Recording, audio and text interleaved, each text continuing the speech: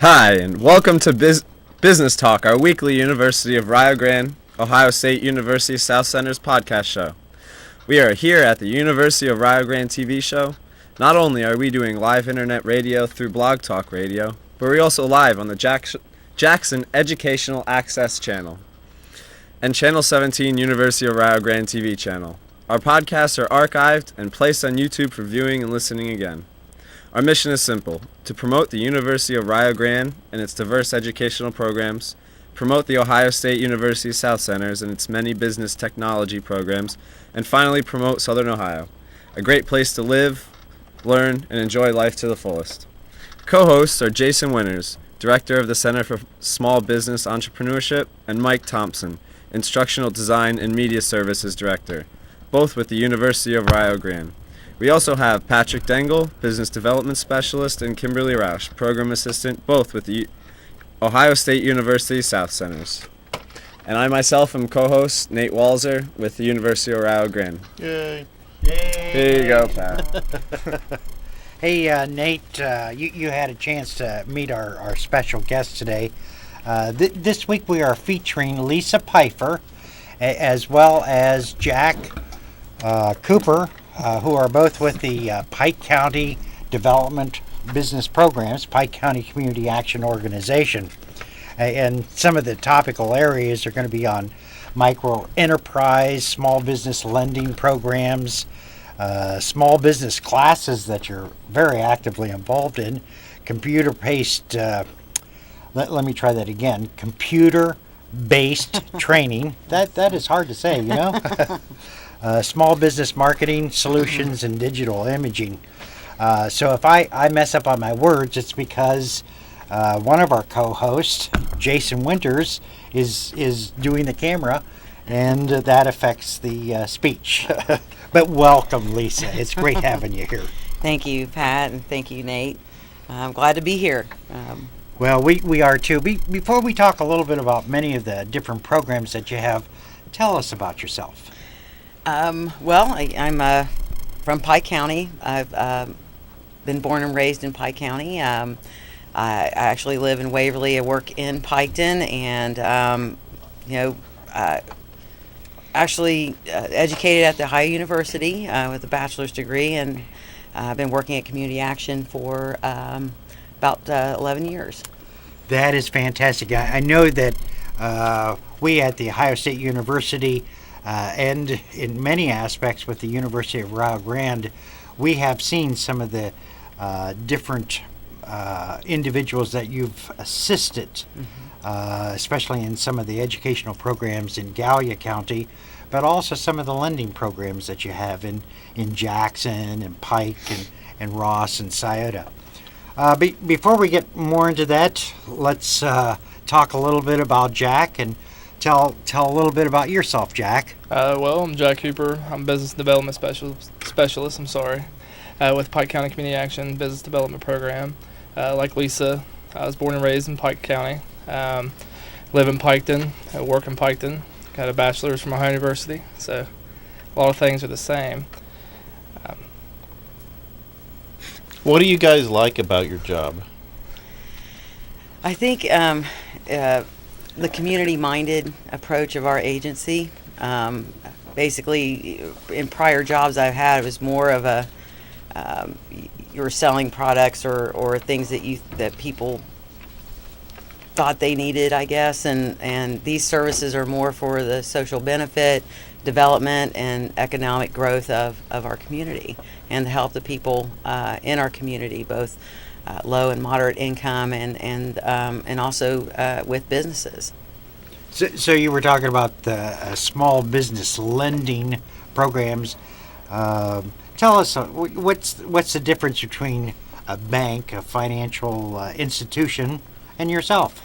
Well, our program actually takes on the individual or business who is traditionally not bankable. We also do gap financing. So gap financing. What? Yes. Basically, if a bank comes in and wants to finance a project, for example, they will do a certain percentage of it, let's say 80%. we may be able to come in and fill the gap, the 20% that is needed to finish out the financing. Though startup businesses aren't traditionally go to banks, they'll come to a micro enterprise like our program and be able to secure a loan if they have issues with credit or lack of collateral, for example, or just they have no credit at all. So we can help them by developing a relationship with them and mentoring them with guidance on the business plan and putting their path together, and then we can help with financing for that. What's a range of businesses that you've had? Wow. Well, anywhere from service-based, like an insurance agency or CPA, to a large child care facility. I've done auto repair. We've done concession stands. We've done. We have done restaurants in the past. I don't see a lot of those lately, though. A lot of what I see now are more skill-based. So they have a set of very marketable skills, but maybe not be able to find a job, but can actually do something to contribute to bring money into the home. And that's usually like a service-based type thing. Yeah, and it can be anything from consulting to engineering services to home-based childcare, to even home health aid, truck driving, things of that nature. So perhaps they worked for another employer and had the skill or had a CDL or had a certification and just unable to find employment and decide to branch out on their own. So not only do you just do the lending part of it, but you actually consult and help them to develop their skills to be able to market themselves in that world. We can make referral and give resources for that, but we can also do marketing for them. So we offer marketing services, whether it's printing in a newsletter or doing business cards or brochures. We can even do website design. We do some website design. Sounds like, is that a lot that you do, Jack? Or do you work a lot along the lines of marketing, or do you have a different? I mean, not to interrupt you, but I think really, that's one of my main aspects there. Although Lisa does do a lot of our marketing as well, but I do a lot of the website design. If we do like a major, like a brochure or something for someone, then it kind of incorporates both of us in that, so they got the experience of both of us in there. But once again, it's low cost. A lot of our things are pass-through costs. We don't charge things up. So for a small business, it's hard for them to kind of take off, and so we try to help them out in every way we can. So how many people do you have on staff there? Just you two? Just two. We have two. Okay. And you guys provide all the services? You don't farm out the services at all? No. Well, it depends.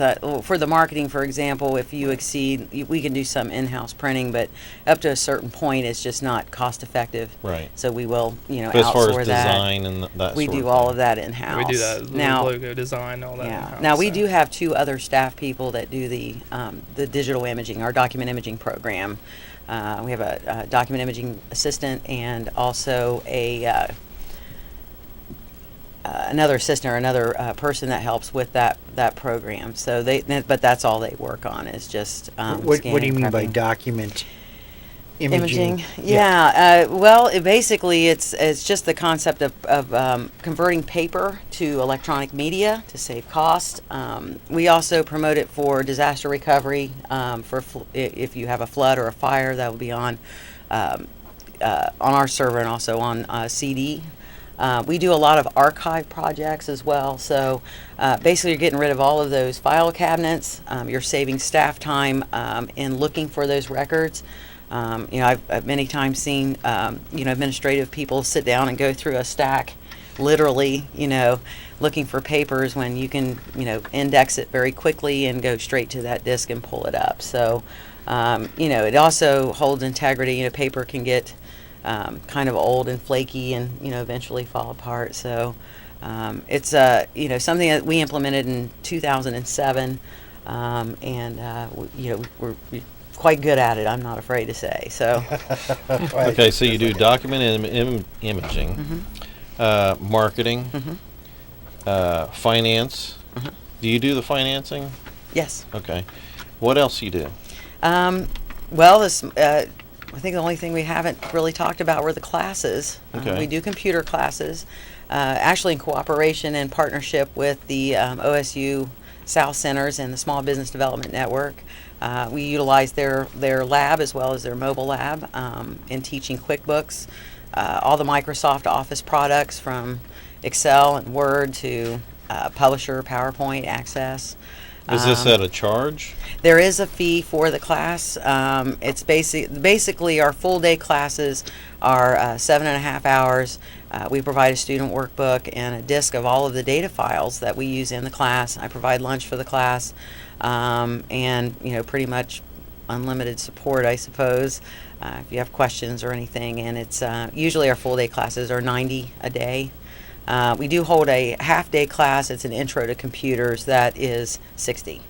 So, but almost all of our classes are full day, and we offer various levels, 1 and 2 usually.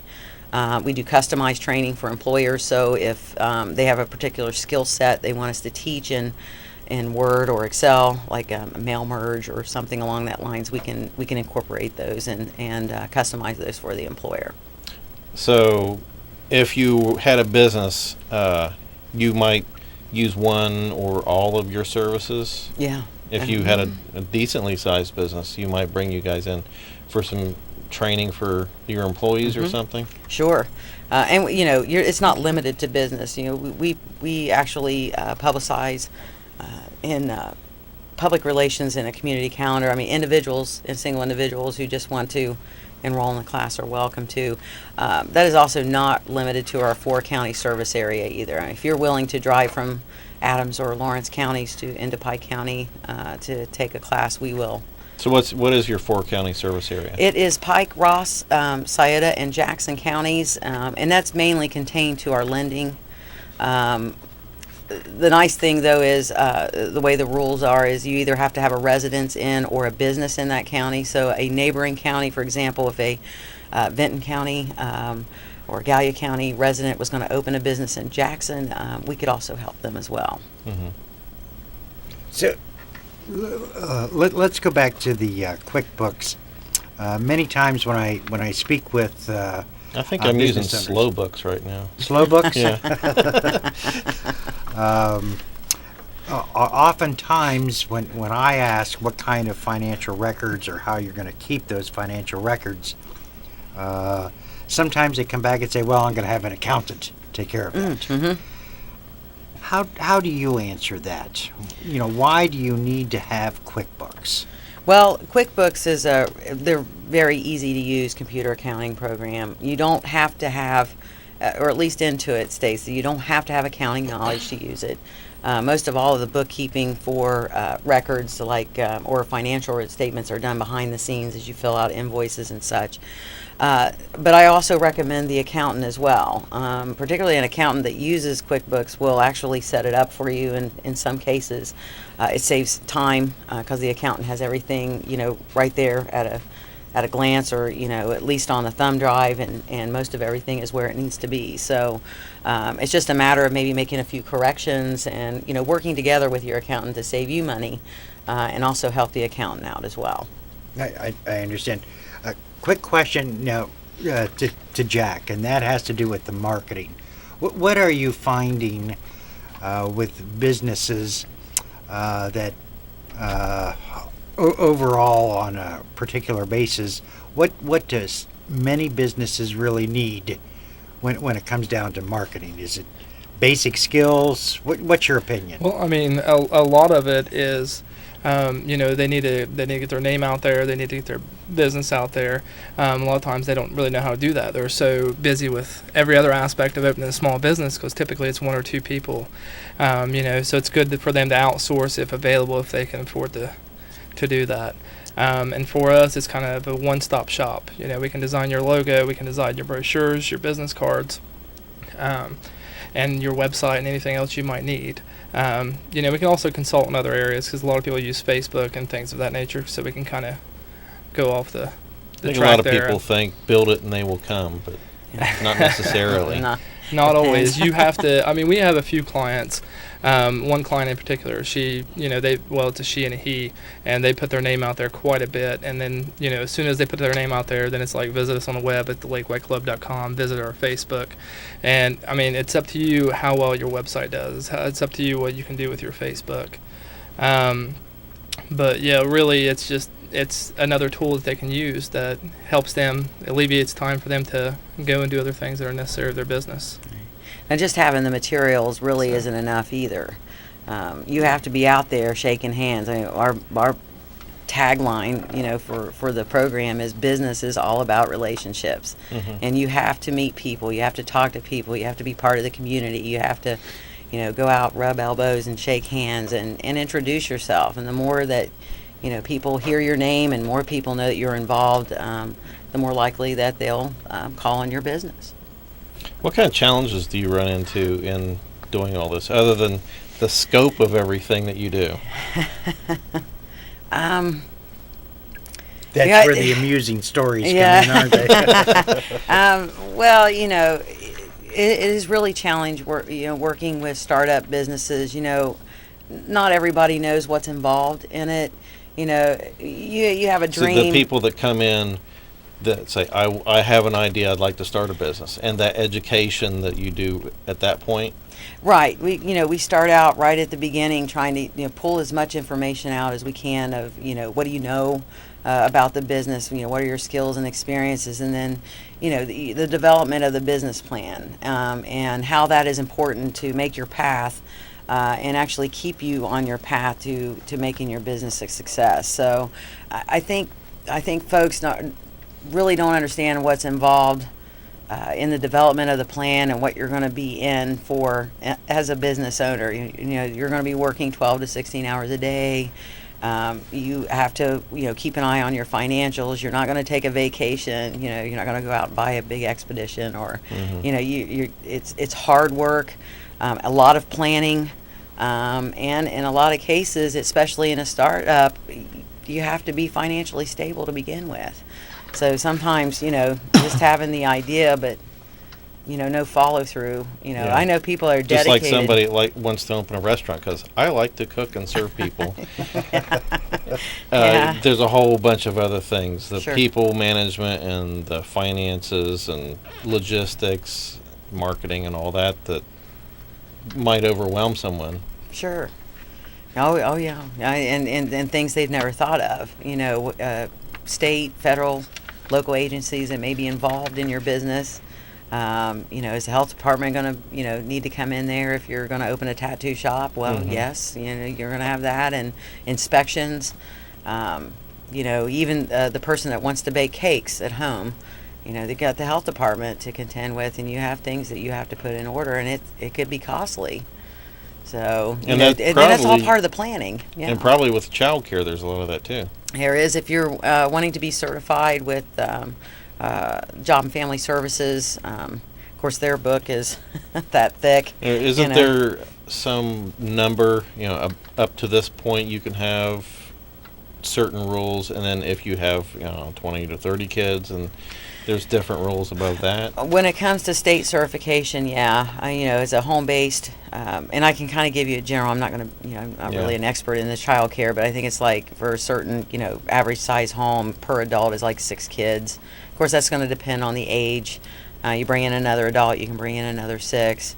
And the same thing with anything that may be center-based, but the state's going to be involved in anything outside the home. Anybody can you can open up a child care facility and not be certified, just watch kids. But if you want to take on, for example, clients of Job and Family Services where you may, be a provider on a list, then you do have to go through that certification process. So let's just suppose Nate, Mike, Jason, and I want to start a White Castle franchise. Okay. So all we have to do is come to you and say we need what? Sounded more like Mike wanted to open a daddy daycare. Daddy daycare. We could have a daddy daycare. That's what I thought he was going to say too. He's got some information. We could have a daddy daycare in addition to our White Castle. You got to serve the kids lunch. Small burgers, small children. In case the listening audience, Jason just said small burgers, small children. Oh, okay. Small fries. Small fries, yes. So all we have to do is, with that idea, we come to you. You can, we can start an initial interview and an initial process, and we can talk about, why you want to do a White Castle. One of the other things about having a business is you better have a passion for what you're wanting to do. And what I mean by passion is you would do this whether you got paid or not.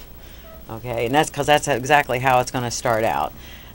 So is your passion White Castle hamburgers? Then we'll sit down and talk about what you found out from the franchise.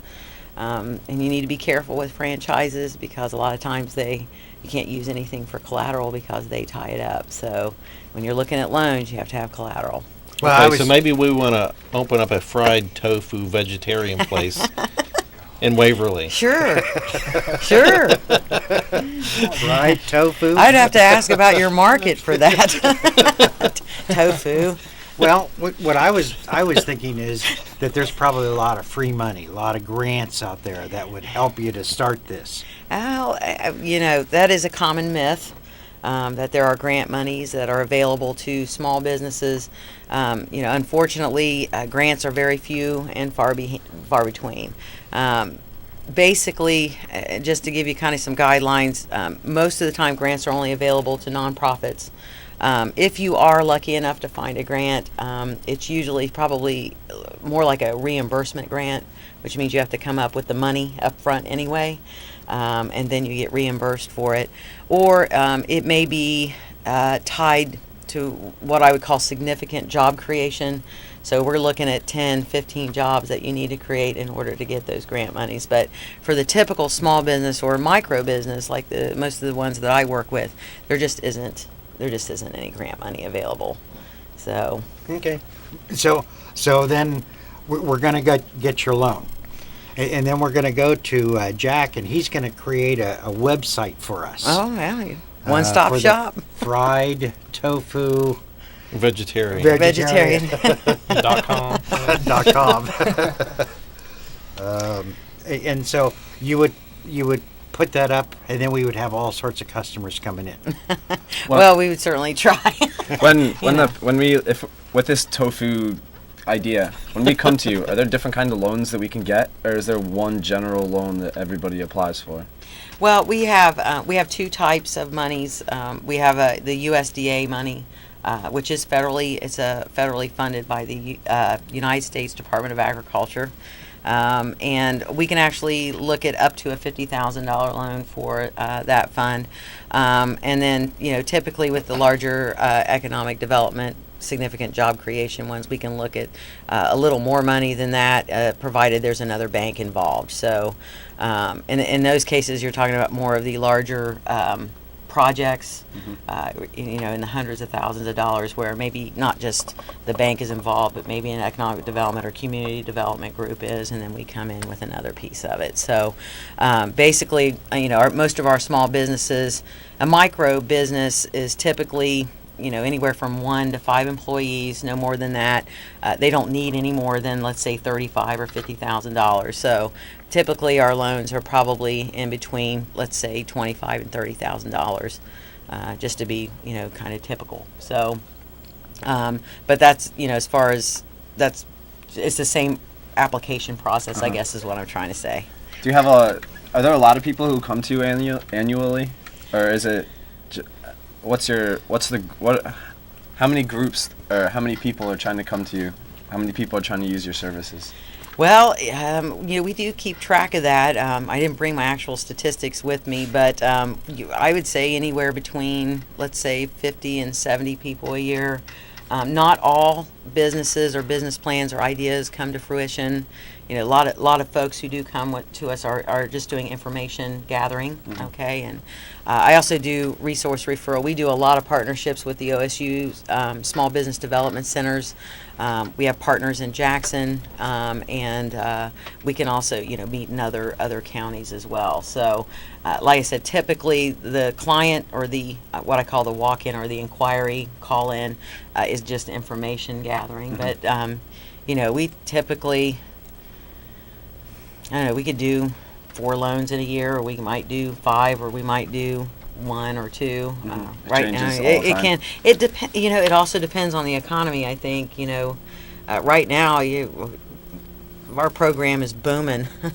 So I mean, we were really getting an influx of calls and walk-ins, and it may be economy driven. I'm thinking. One of the things that you do have tied to that is, in order to get a loan, they have to enter an educational program.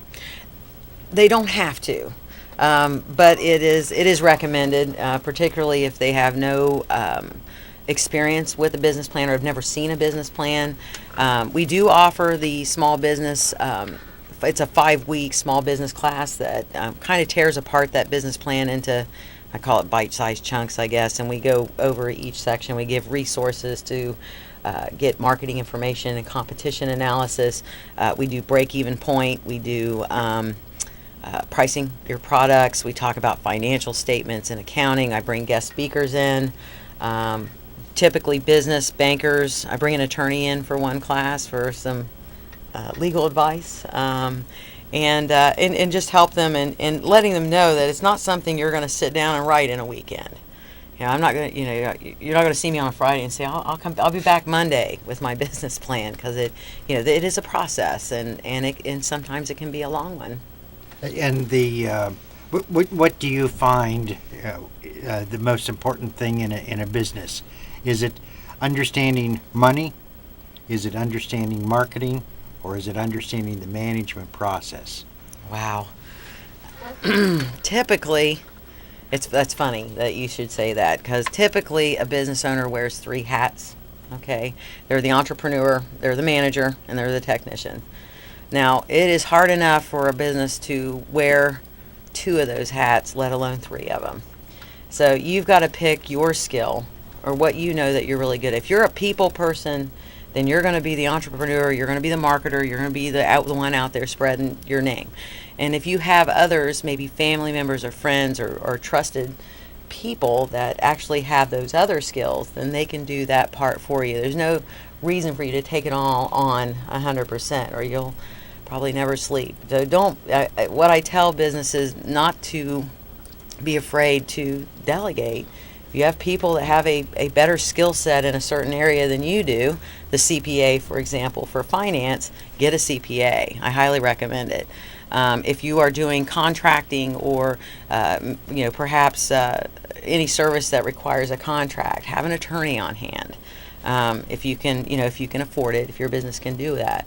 So I often tell people to just point out or stay focused on the skill that they're best at, and not to be afraid to ask for help. So then in our business, Jason, Mike, Pat, and Nate, how does this sound? Mike, Jason, and I will be managers. I'm obviously going to be more the face of the organization. and Nate gets to do the work. Yeah. I think that's great. Yeah, of course you do. That's a good point. Jack, do you have templates? Okay, if there's a legal matter or a contract, do you have templates for these things?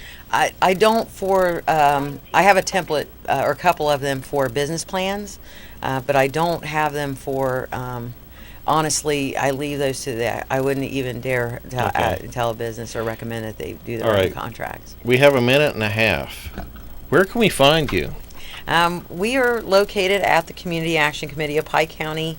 The physical address is 941 Market Street.